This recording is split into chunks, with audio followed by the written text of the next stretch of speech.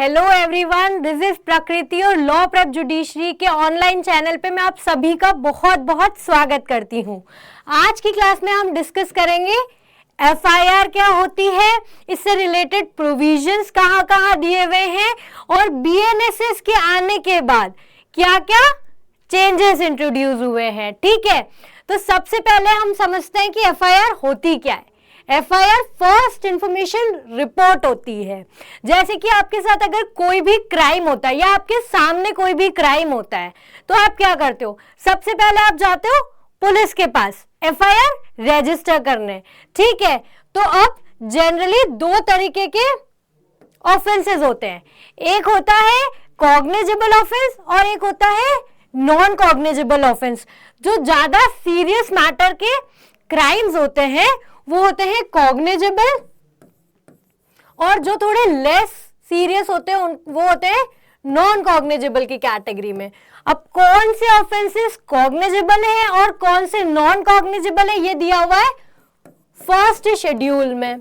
तो यहां से हमें पता चलेगा कि कौन सा ऑफेंस कॉग्निजेबल है और नॉन कॉग्निजेबल है। तो जो एफआईआर होती है वो पुलिस रजिस्टर करती है सिर्फ कॉग्निजेबल केसेस में।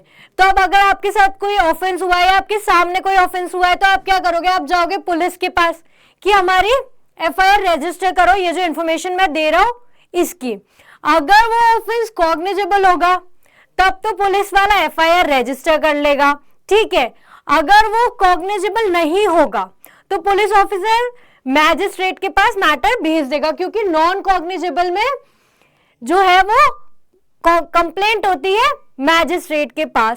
ठीक है, तो हमने क्या समझा, एफआईआर क्या है, एफआईआर है कॉग्निजेबल मैटर्स में जो पहली इंफॉर्मेशन पुलिस को दी जा रही है वो एफआईआर क्या होती है, पहली इंफॉर्मेशन कॉग्निजेबल मैटर्स में जो पुलिस के सामने लिखाई जाती है, जो पुलिस को दी जाती है। ठीक है, अब एफआईआर जो है वो कहीं पे भी स्पेसिफिकली डिफाइन नहीं किया हुआ है, ना ही वो सीआरपीसी में स्पेसिफिकली डिफाइन किया था और ना ही हमारे नए एक्ट बीएनएसएस में उसको डिफाइन किया है। पर जो चैप्टर 12 सेक्शन 154 सीआरपीसी का था वो डिस्कस करता था कि कॉग्निजेबल ऑफेंसेस में इंफॉर्मेशन जो रिकॉर्ड होगी वो कैसे होगी, क्या होगा। तो बेसिकली एफआईआर से रिलेटेड प्रोविजन था चैप्टर 12 सेक्शन 154 सीआरपीसी का। और अब वो सेम चीज कहां पे दी हुई है, बीएनएसएस के चैप्टर 13 सेक्शन 153 में। ये डिस्कस करता है अब एफआईआर से रिलेटेड प्रोविजन। ठीक है, तो अब हमने समझ लिया कि एफआईआर क्या होती है, इसका बेसिक मीनिंग क्या होता है और ये कहां पे डिस्कस की हुई है। तो हम इससे रिलेटेड डिटेल प्रोविजन सब समझते हैं। नेक्स्ट, चैप्टर 13 के सेक्शन 153 में एफआईआर से रिलेटेड प्रोविजंस डिस्कस किए हुए हैं।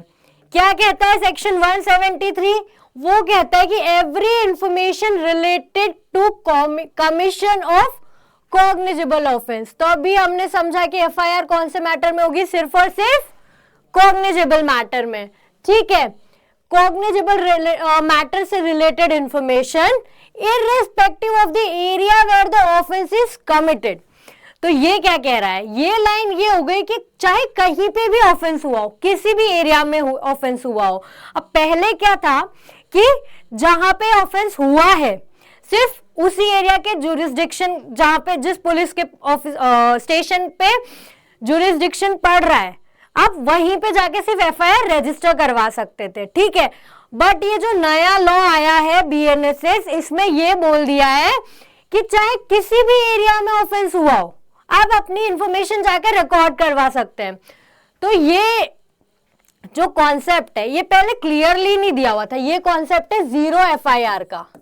ठीक है, तो पुलिस वाला क्या करेगा, आपका जहां पे नहीं है जुरिस्डिक्शन वो रिकॉर्ड तो कर लेगा बट वो उस एफआईआर को कोई नंबर नहीं देगा और वो इंफॉर्मेशन फॉरवर्ड कर देगा उस पुलिस स्टेशन में जिसके पास जुरिस्डिक्शन है।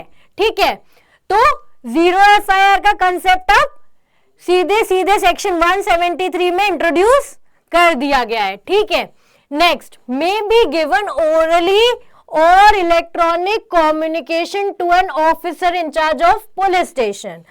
जो एफआईआर रजिस्टर करवा रहे हो वो ओरल भी करवा सकते हो और वो इलेक्ट्रॉनिक कम्युनिकेशन के थ्रू भी करवा सकते हो। तो अब 173 ने एक तो 0 एफआईआर को बता दिया और एक और क्या बता दिया कि भाई आप ओरली भी कर सकते हो और इलेक्ट्रॉनिक फॉर्म में भी कर सकते हो। पहले ये था कि ओरल कर सकते हो, रिटर्न कर सकते हो, तो EFIR वाली जो चीज है वो भी अब ऐड हो गई है ना।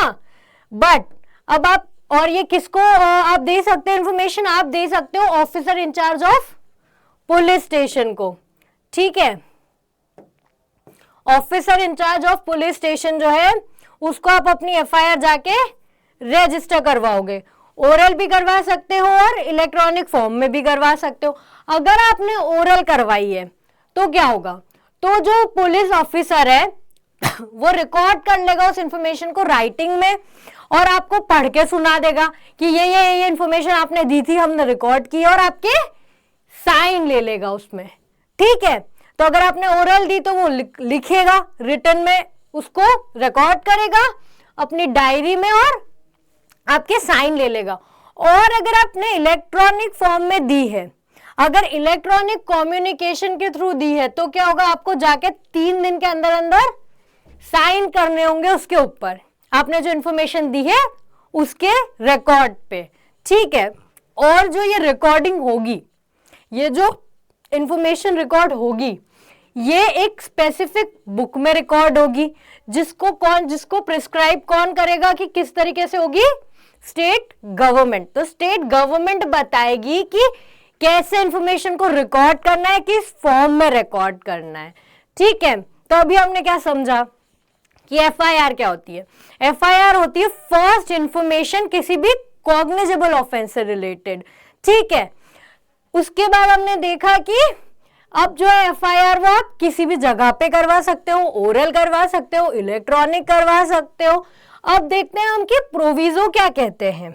173 के प्रोविजो क्या कहते हैं कि अगर कोई विमेन है, उसके अगेंस्ट ऑफेंस हुआ है, सेक्शन 64, 65, 66, 67, ये सारे ऑफेंसेस में से किसी में भी जो बीएनएसएस के हैं, जो पहले आईपीसी के थे, वही मतलब बेसिकली जो विमेन से रिलेटेड मैटर्स हैं ये सारे, अगर इनमें ऑफेंस हुआ है तो इंफॉर्मेशन या तो women officer, police women officer या कोई और विमेन ऑफिसर, ये दोनों रिकॉर्ड कर सकते हैं। तो विमेन से रिलेटेड मैटर्स में एफआईआर कौन रजिस्टर करेगा, विमेन पुलिस ऑफिसर या कोई भी विमेन ऑफिसर, ठीक है। नेक्स्ट प्रोविजो क्या कहता है, नेक्स्ट प्रोविजो ये कहता है कि यही जो ऑफेंसेस है विमेन से रिलेटेड जो अभी हमने देखे, वो प्रोवाइडेड वो ये कहता है कि अगर द पर्सन अगेंस्ट हुम ऑफेंस अंडर, ये वाले ऑफेंस जिस इंसान के अगेंस्ट हुए हैं, ठीक है, वो कहां पे, अगर वो फिजिकली या मेंटली डिसेबल्ड है, अगर वो फिजिकली चल नहीं पा रहा, हॉस्पिटल में है वो लेडी, ठीक है, जिसके साथ ऑफेंस हुआ है, तो उसकी इंफॉर्मेशन कहां रिकॉर्ड होगी, उसकी इंफॉर्मेशन उसके रेसिडेंस पे जाके रिकॉर्ड की जाएगी, या फिर जो भी उसकी कन्वीनियंट प्लेस है, जो उसको सूटेबल प्लेस है, उसकी चॉइस की प्लेस है, वहां जाके रिकॉर्ड होगी, ठीक है, ये कहता है। और अगर किसी स्पेशल एजुकेटर की नीड है, जैसे वो बोल नहीं पा रही है, ठीक है, या फिर कोमा में है, तो स्पेशल एजुकेटर या इंटरप्रेटर की हेल्प भी ले सकते हैं इंफॉर्मेशन रिकॉर्ड करने में, ठीक है। और इसी से रिलेटेड आगे क्या है, the recording of such information shall be videographed. अगर उसकी प्लेस पे जाकर रिकॉर्ड कर रहे हैं जो फिजिकली या मेंटली डिसेबल्ड है, तो उसको वीडियोग्राफ किया जाएगा। फिर the police officer shall get the statement of police recorded by of person recorded by magistrate. अब ऐसा जो इंसान है जिसके साथ, जो विमेन है जिसके साथ वो ऑफेंसेस हुए हैं, उसकी जो इंफॉर्मेशन है, उसकी जो स्टेटमेंट है, वो जल्दी से जल्दी पुलिस वाला ट्राई करेगा कि मैजिस्ट्रेट के द्वारा भी रिकॉर्ड हो जाए।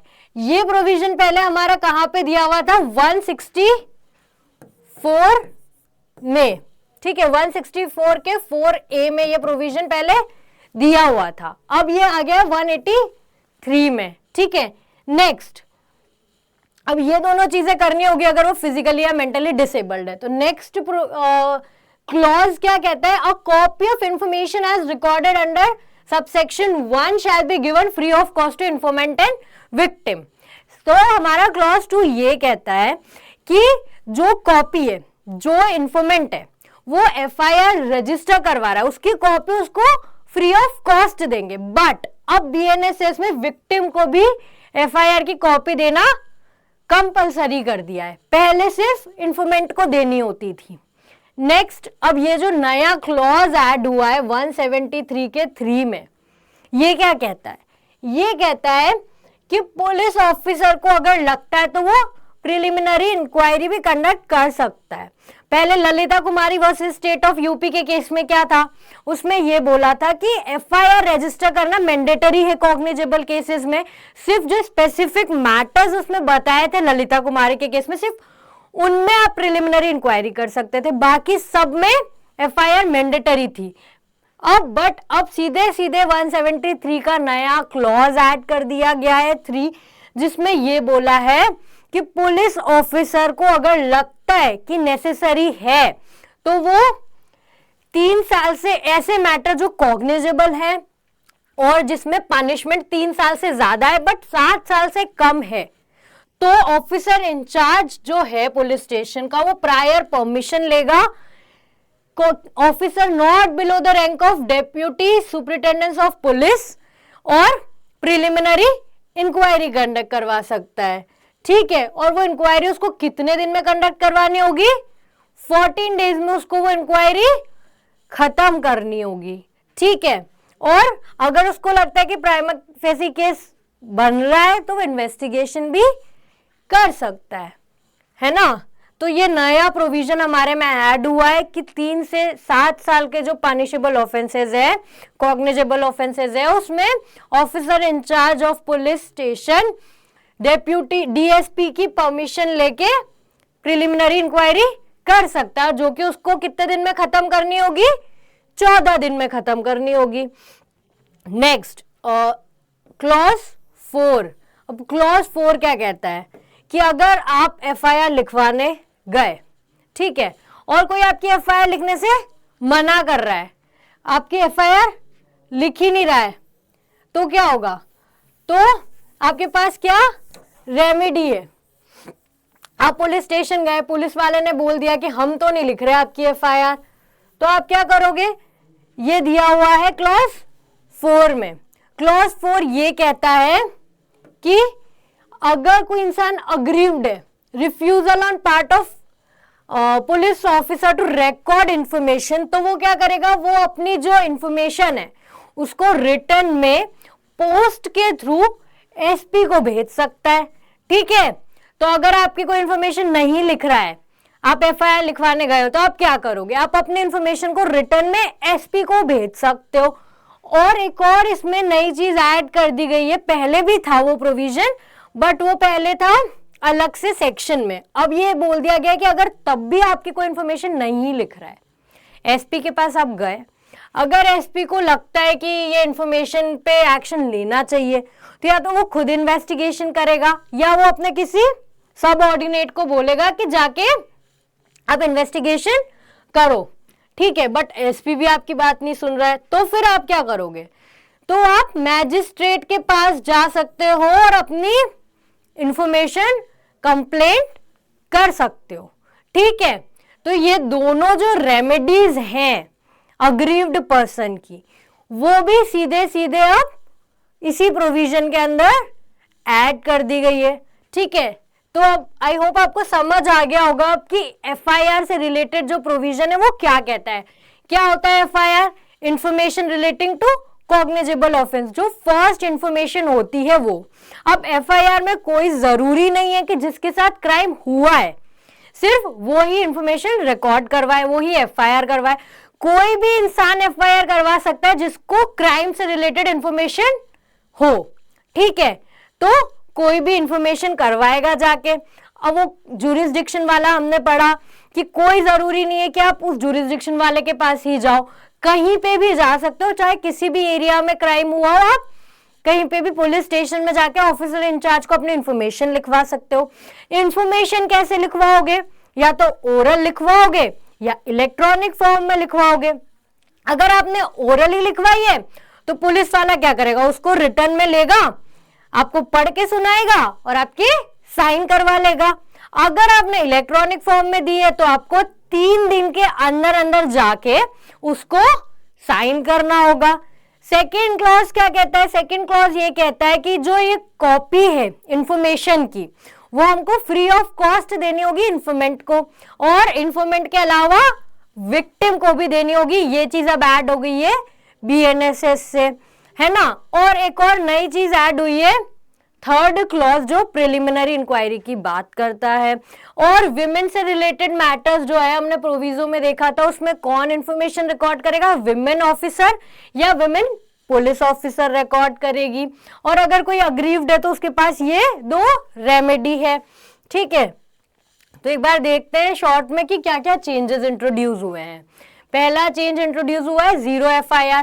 ये कॉन्सेप्ट पहले भी था 0 FIR का, बट वो सीधे सीधे कहीं पे भी प्रोविजन में लिखा हुआ नहीं था बेयर एक्ट में, वो केसेस के थ्रू इवॉल्व हुआ था कॉन्सेप्ट, बट उसको डायरेक्टली इनकॉर्पोरेट कर दिया है सेक्शन 173 के क्लॉज 1 में। नेक्स्ट कॉन्सेप्ट जो नया ऐड हुआ है वो है EFIR का। हमें क्लियरली अब बोल दिया गया है कि इलेक्ट्रॉनिक फॉर्म में आप FIR रजिस्टर करवा सकते हो, बट आपको उसको साइन करना होगा जाके 3 दिन के अंदर अंदर। तीसरा क्या ऐड हुआ है कि प्रिलिमिनरी इंक्वायरी कर सकता है ऑफिसर इंचार्ज अगर उसको लगता है कि नेसेसरी है। कब करेगा?